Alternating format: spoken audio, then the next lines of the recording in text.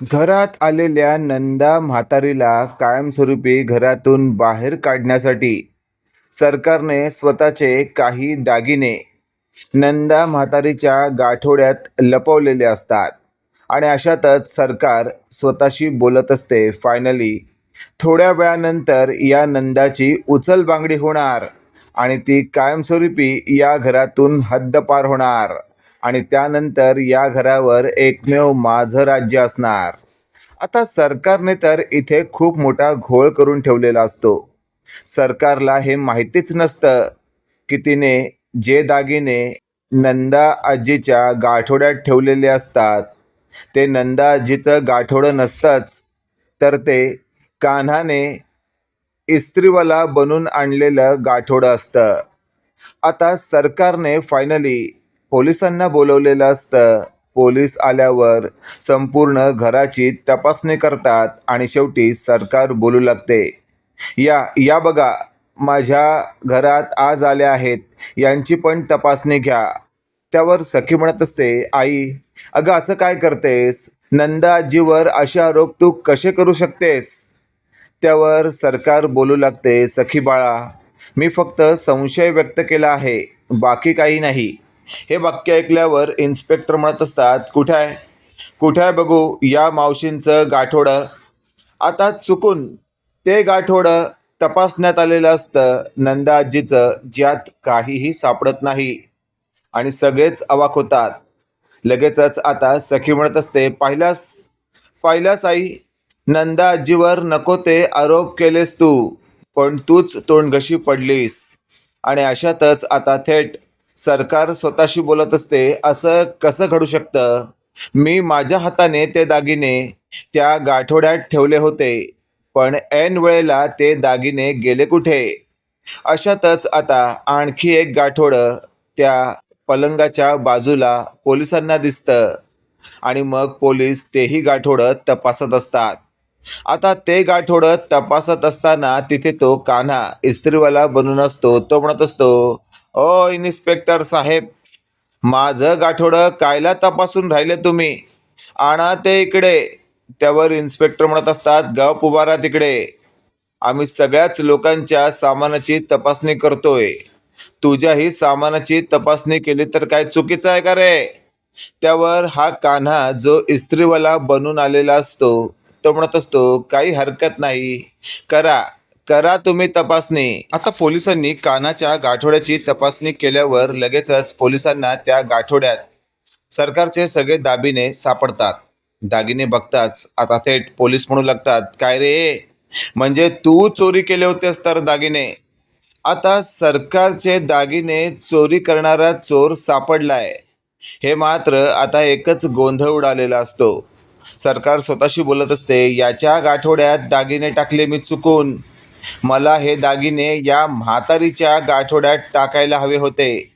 काय करणार, दोघांचे गाठोडे जरा आसपासच सेम दिसत आहेत. आणि अशातच आता कान्हा लगेचच बोलू लागतो, काय ना, अहो ते चुकून आले असतील दागिने माझ्या या गाठोड्यात, मी काय चोर नाहीये. त्यावर लगेचच आता इन्स्पेक्टर म्हणत असतात, तू चोर नाहीये ना, चल आता तुरुंगात चल, तुला दाखवतो चोरी कशी करतात ते, आणि म्हणे चोर नाहीये. त्यावर मात्र आता कान्हाला तिथून पकडून नेत असतात. त्यावेळेला सखी म्हणत असते, थांबा इन्स्पेक्टर साहेब, अशा पद्धतीने तुम्ही यांना नेऊ शकत नाही. हे वाक्य ऐकल्यावर सरकार म्हणत असते, अगं काय करतेस तू? चोर सापडलाय तरीही तू चोराला अजिबातच जाऊ देत नाहीयेस, काय समजायचं आम्ही? त्यावर सखी म्हणत असते, कारण मला माहिती आहे याने चोरी केलेली नाहीये. आता सखीला तर माहितीये की हा कान्हा आहे, म्हणून सखीने पोलिसांना थेट तिथून अशाच पद्धतीने जायला सांगितलेलं असतं आणि पोलीस गेलेले सुद्धा असतात. पोलीस गेल्यानंतर आता सखी कान्हाला बाजूला घेऊन म्हणत असते, आज तू जे काही केलंयस ना ते पुन्हा करायची गरज नाहीये. त्यावर कान्हा म्हणत असतो, सखी मॅडम, तुम्हाला तर माहिती आहे मी इथे चोरी करण्याच्या बहाण्याने आलोच नाहीये. मला एक सत्य आहे ते तुमच्या समोर उघड करायचं आहे, पण जरा थांबा, अजूनही ती सत्य पूर्णपणे माझ्या हाती लागलेलं नाहीये.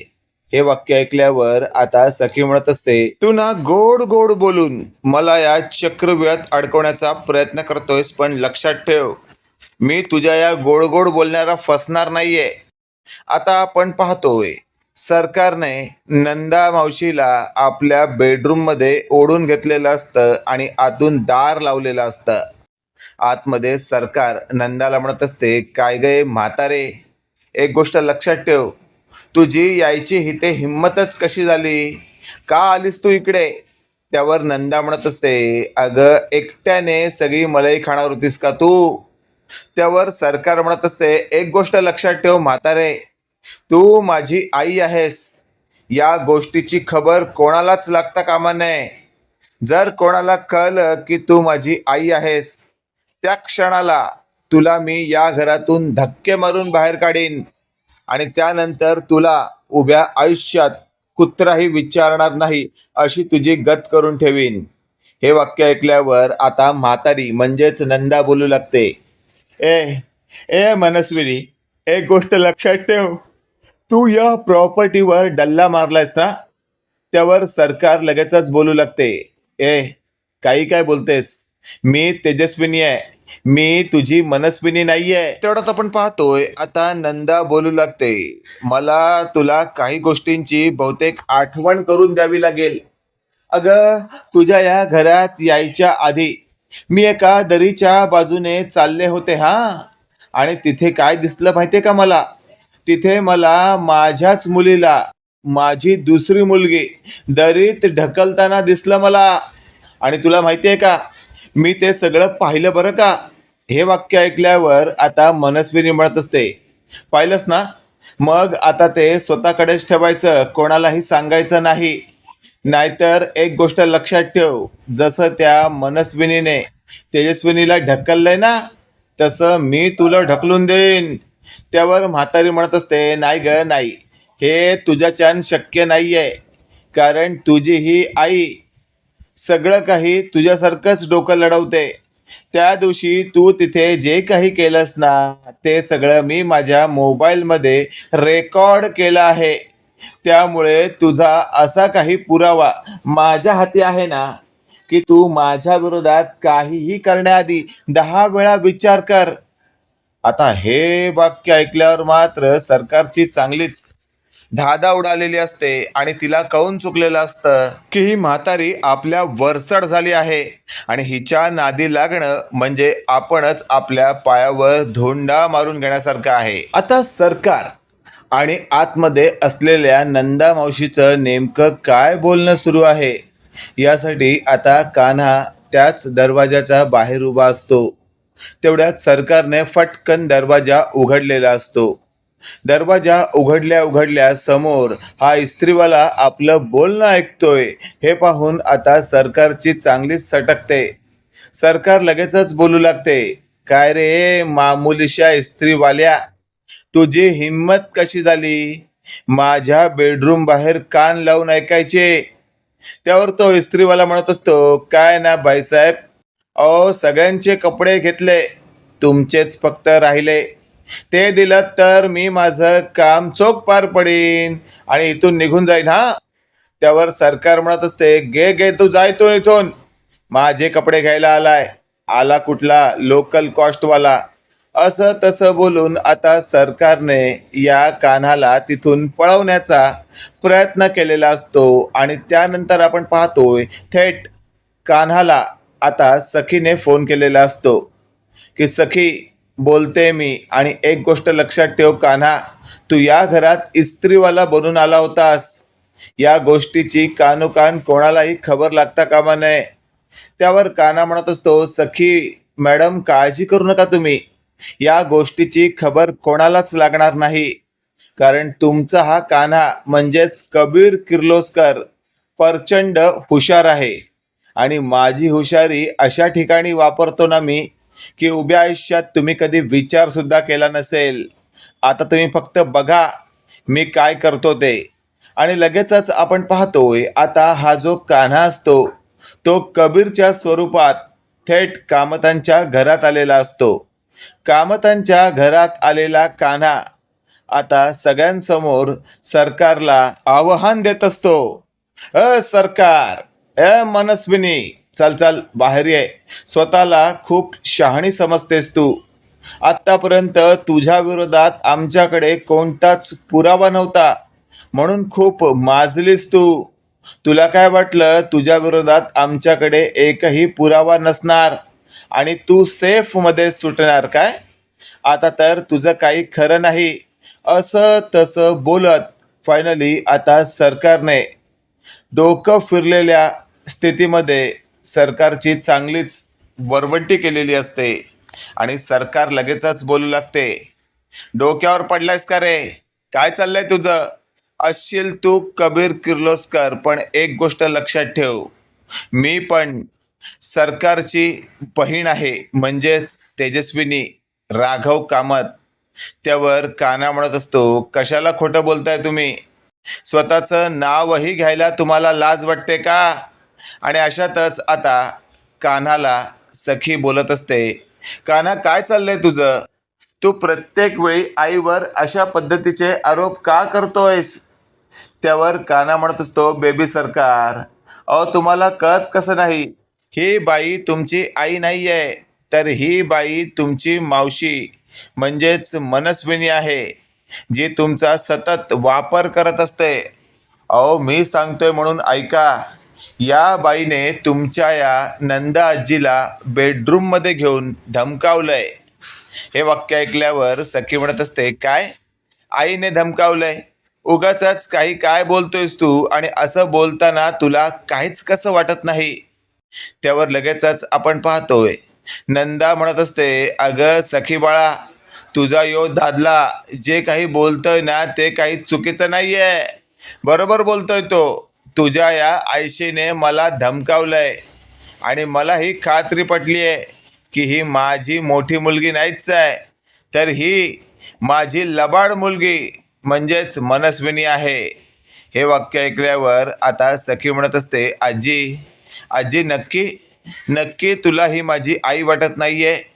त्यावर नंदा म्हणत असते, अगं 100% ही बाई माझी तेजुडी असूच शकत नाही. अशातच आता सखी म्हणत असते, आई आई काय खरं काय खोटं आज सिद्ध करस तू. आजी असं का बोलते? माझा कान्हा असं का बोलतोय? त्यावर तेजस्विनी लगेचच बोलत असते, म्हणजे जी मनस्विनी असते, अगं सखी, यांच्या बोलण्याकडे कुठे लक्ष देतेस तू? हे सगळेच लबाड आहेत. तुझ्या आईला त्रास देण्यासाठी काहीही करतील आणि करतायत सुद्धा. तेवढ्यात आपण पाहतोय आता ही जी सरकार असते ती बोलत असते, कबीर किर्लोस्कर, माझ्या विरोधात अशा पद्धतीचं वक्तव्य करण्याआधी मला सांग, काय आहे तुझ्याकडे पुरावा? त्यावर कान्हा बोलत असतो, आहे ना, माझ्याकडे अशा पद्धतीचा पुरावा आहे, जो सगळ्यांसमोर जर मी उघड केला तर तुमची आत्ताच्या आत्ता या ठिकाणावर ना उचल बांगडी होईल. आणि एकदा का तुमची उचल बांगडी झाली का मग तुम्हाला कोण कुत्र सुद्धा विचारणार नाही. बघा, विचार करा. त्यावर मात्र आता सखीला लगेचच ही सरकार बोलत असते, बघ बघ, तुझ्या या नवऱ्याने पूर्ण तयारी केली आहे मला फायनली या घरातून बाहेर काढण्याची. त्यावर सखी म्हणत असते, आई, जर तू माझी तेजस्विनी आई असशील तर या घरातून तुला कोणीच बाहेर काढू शकत नाही, पण जर तू सरकार असशील तर मात्र मीही काही करू शकत नाही. त्यावर मात्र आता सरकारला थेट कान्हा पुन्हा एकदा आव्हान देतो, काय हो सरकार आहात ना तुम्ही?